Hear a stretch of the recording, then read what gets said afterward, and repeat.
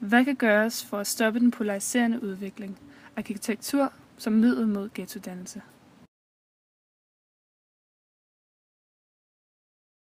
Det er et stigende problem, at samfundsklasserne isolerer sig. Vi har fokus på forbedringer af boligblokken. Alt for mange boligblokke er kedelige, grå og ensformige. Hvad kan gøres for at gøre boligblokken mere attraktiv? Vi har 3 løsningsforslag.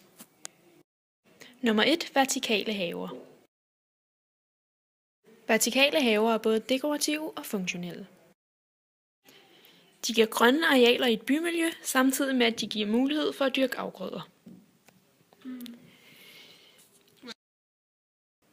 Vores anden løsning er vægmalerier med mere. Vægmalerier er en simpel løsning, samtidig med at det har stor virkning. Kunsten danner rammen om et kulturelt fællesskab, hvor indkomst ingen rolle spiller.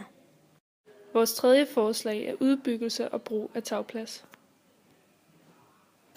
Ved at bygge ud på allerede eksisterende bygninger, vil det blive muligt at skabe et mere varieret og interessant boligmiljø. Tagpladsen kan fx bruges til fællesområder for beboerne.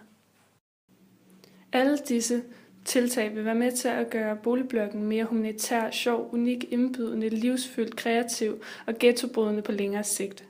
Yay!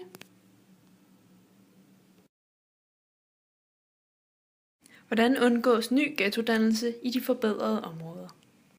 En undersøgelse viser, at de forskellige klasser bor i forskellige boligformer.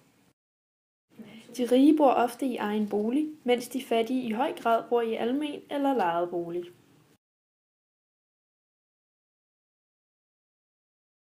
De forskellige klasser har forskellige behov. Derfor har vi fundet en fjerde og sidste løsning, og det er flere boligformer i samme kompleks.